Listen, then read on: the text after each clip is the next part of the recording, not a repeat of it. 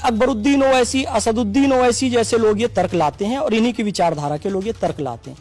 औरंगजेब वेतन नहीं लेते थे, औरंगजेब टोपी सिलते थे, उससे जो उनको बेचने से मिलता था उससे वो जीवन यापन करते थे। आप अपनी सांसद की तनख्वाह मत लो, कर सकते हो, नहीं करोगे। मंदिर बनाया औरंगजेब ने, ठीक है चलो ये भी मान लेते हैं, तो आप भी बनाओ मंदिर। कह दो कि भैया अयोध्या का कोर्ट केस से लड़कर लिया गया है, काशी और मथुरा हम स्वयं दे देते हैं क्योंकि औरंगजेब ने मंदिर बनाया था।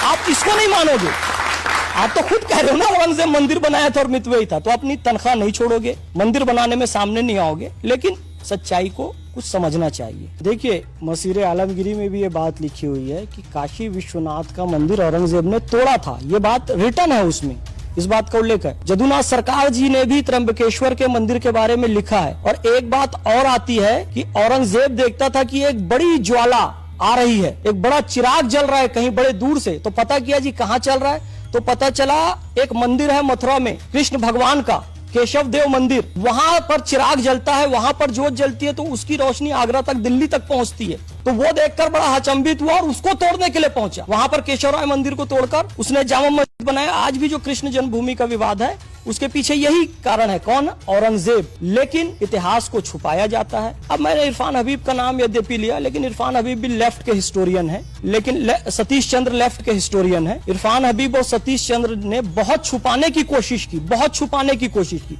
उसके बाद भी उसकी क्रूरता इतनी थी कि बताना ही पड़ा, अप्रत्यक्ष रूप से हजरत अमीर खुसरो के माध्यम से, जिसका मैंने उदाहरण दिया है। और सतीश चंद्र जो मध्यकालीन इतिहास के वो भी प्रमाणिक इतिहासकार हैं, उन्होंने जाफर जटल्ली का उल्लेख किया, एक व्यंग्यकार। जाफर जटल्ली ने बड़े अश्लील शब्दों में कहा है, उसे मैं सभ्य शब्दों में कहता हूं, शैतान के नितंब तले अंधेरा। औरंगजेब के लिए जाफर जटल्ली ने कहा, जो कि औरंगजेब के समकालीन थे। ये बात सतीश चंद्र ने अपनी पुस्तक में लिखी है। तो सोचो वो कितना क्रूर शासक रहा होगा कि जाफर जटल्ली को अपनी जान की भी फिक्र नहीं थी। उन्होंने क्या लिख दिया? शैतान के नितंब तले अंधेरा। जो दर दर भटक रहे हैं उनके पास वास्तुकला सीखने का समय कहां से आएगा? वो कहां से इतने भव्य इमारतें बना लेंगी? आपके नाम से मदुरई में बहुत बड़ा मंदिर है, मीनाक्षी मंदिर, जो मैं शुरू में माता जी का नाम लिया ना, जी। माता पार्वती का, वो मीनाक्षी मंदिर मदुरई में है। आप जाकर देखिए उन मंदिरों को। इसकी कल्पना भी कभी कोई मुगल नहीं कर सकता।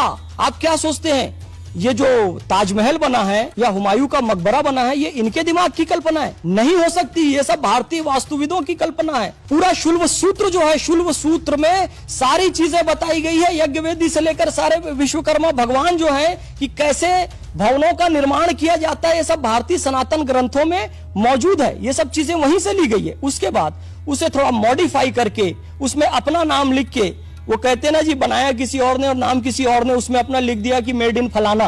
तो वही काम उन्होंने किया है। उन्होंने कोई आर्किटेक्चर नहीं बनाया है। फिर मैं कह रहा हूं, जो लोग मुगलों से मोहब्बत करते हैं वो समझ जाए कि मुगल मुसलमान भी नहीं थे और अत्याचारी थे, आताताई थे, उन्हें वास्तुकला का भी ज्ञान नहीं था। आज भी मैं किसी देश का नाम नहीं लेना चाहता, मैं बहुत सारे देशों में घूमता रहता हूं, वहां पर खाना बनाने तक की तकनीक नहीं है, खाना बनाना तक नहीं आता था वो लोगों को। आज भी फीका खाना खाते हैं, उनको नमक का महत्व पता नहीं है। ये सब उसी परंपरा से आए हुए लोग हैं। और वो 56 भोग वाले देश को ये बताएंगे कि खाना हम लेकर आए। वो मीनाक्षी मंदिर जैसे मंदिरों को बनाने वाले लोगों को ये बताएंगे, अजंता एलोरा कैलाश मंदिर बनाने वाले लोगों को ये बताएंगे कि वास्तुकला हम लेकर आए। मैं भी हूं, लेकिन मैं मानता हूं कि मेरे पूर्वज सनातनी थे। मेरा सऊदी अरब से कोई लेना देना नहीं है। मैं आज भी नमाज पढ़ता हूं और पढ़ता रहूंगा। मैं एक भारतीय मुसलमान हूं। इबादत के लिए मेरा सिर काबा की तरफ झुकेगा। सऊदी अरब में है काबा जहां हम करने जाते हैं। इबादत के लिए मेरा सिर काबा की तरफ झुकेगा। जब सर कटाने की बात आएगी तो सरजमीन हिंदुस्तान के लिए कटेगा। यही मैं कहना चाहता हूं।